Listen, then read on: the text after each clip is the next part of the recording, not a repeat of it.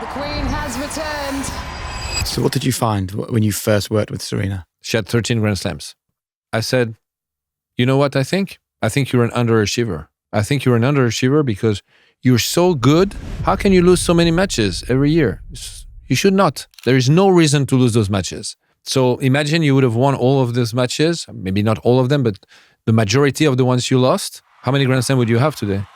And it's funny because 10 years later, she said to me, if I had met you 10 years before, I would have 40 Grand Slams. I don't know if it's true, but that's the feeling she has. Because when I said this to her, she was shocked. She thought, oh, this guy, sorry to say that way, but this guy has balls. First of all, he sees me so good, which I believed what I said. Huh? I would not say something I don't believe, unless I think it's very helpful for the player. A good lie is better than a bad truth, by far, if it helps the player. But I really meant it, and I have no problem. I have Serena Williams in front of me, and I tell her she's an underachiever, which sounds crazy, but she liked it. First day, she's right in front of me. I say, good morning. Good morning. She doesn't look at me. She doesn't answer. Then we start practice. After 10 minutes, I tell her something about her game. She doesn't look at me. She doesn't answer. She's just telling me, I don't care about you. She wants to take the power. That's what she's trying to do. So I was tough. How did you deal with that moment? Well, same. I thought I need to build the trust. If I show that I accept that she treats me like this, she will never trust me. She will never respect me. So there will be no trust. I mean, I'd better stop now to coach her. It's not going to work. She has to respect me. If she respects me, if she likes me, we're going to do something incredible. If one of those three things is missing, not going to work. And if I don't take that risk, I'm going to fail anyway. So she sat down, she had a cap, and I really hit the cap really hard. Not her head, but the visor. I mean, it almost fell, the cap. I did like this. And I looked at her and I said, I have rules and you're going to respect the rules. Rule number 1, when you enter the court every day, you look at me and you say, good morning. Rule number 2, when I speak to you, you look at me and you answer me. And I said, is it clear? And then she said, and what's rule number 3? And I forgot the rule number 3. So I said, I don't remember, but I'll tell you when I remember. That was it. But a few months later, she said, when you did this, you had me.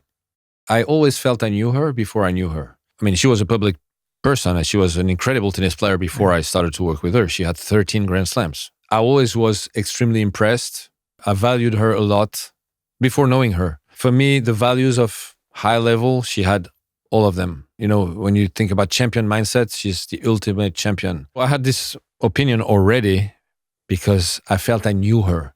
And I always thought one day she's going to knock at the door of my academy and she's going to enter. And I could see the scene. And believe it or not, but it happened exactly that way. She called me after the French Open loss in the first round and she said, can I come to your academy? I want to get ready for Wimbledon. And she didn't know me. I mean, barely. Yeah, we spoke 1 or 2 times, but 5 minutes. She was in Paris. My academy was in Paris. She knew I had an academy. She called me. I said, yeah, sure, of course. So she came to my academy. She entered the academy exactly how I imagined it in my dreams. Wow. That was crazy. And then she just asked me to have a court, 2 guys to hit with, and that's it. I said, sure. So I gave her the court and the 2 guys. That's it. And I was just standing out of the court because it was my tennis academy. So I wanted to be sure everything was right and she didn't need anything or, well, Serena, come on. Had to be careful that everything would go well. So maybe she would come back the day after. So she hit for 45 minutes. She sat down. She turned to me. I was out of the court. She turned to me and she said, talk to me. And I talked to her for 10 years. What was the first thing you asked or said? First of all, I watched the 45 minutes practice and I saw she was struggling. As I saw the match she lost in Roland Garros first round, and the same mistakes. That's what I said. I said, I watched your match and I watched your practice and you're doing exactly the same mistakes. So it's not going to go any better if you keep doing the same mistakes. I knew I was a bit provocative, but I did it on purpose. Right. I knew she would react well to that. So she said, what? I said, you do this and you do that. So you should do this and this instead. And then she said, can we do it? Sure. So I stepped on the court, took the basket, and I said, okay, let's do it. And we did it. That's exactly how it started. 46% of people have hidden cardiovascular risk that they have no idea about. That's what Do Health have found.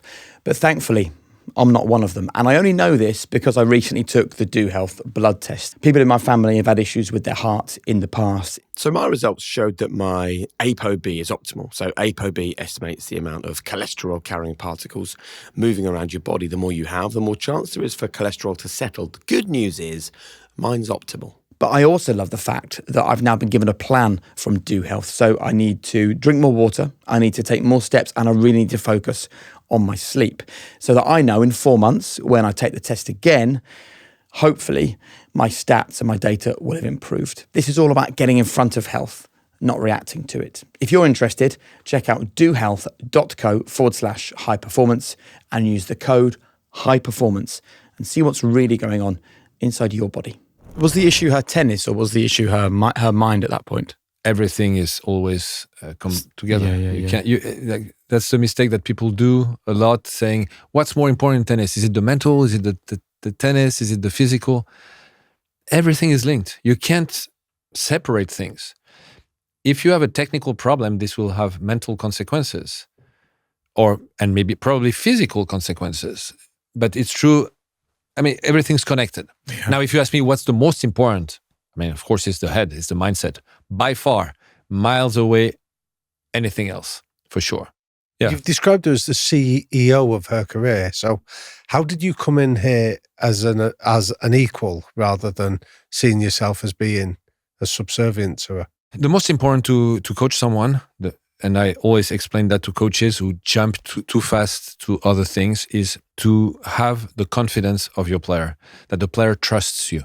That's number one. If you don't have that, you can't work. Because you can give the best advice in the world. If the player is not convinced that what you're saying is right, it's not going to work. First, she's not going to do it. And even if she does it, she's not going to believe in it, and it's not going to work. And sometimes it's better to give a bad advice, but to have the player believe in it 100%, than to give a good advice that the player believes 50%. So the trust, you have to create the trust. And how do you do that? Lead by example. First of all, I showed that I was not someone that would accept to be dominated. I think she's feeling comfortable when she dominates. That's why she became who she became also. Yeah. But she likes to dominate. She likes to be in charge, to be the boss. So she asked me, what do you think about my game? What do you think about me as a player?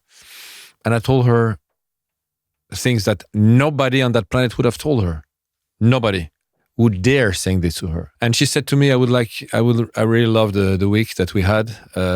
I never trusted anyone else than my father, but I can feel that it can help. I mean, I can feel that maybe I can win another Grand Slam with you. So I would like to try Wimbledon with you. Are you prepared to do it?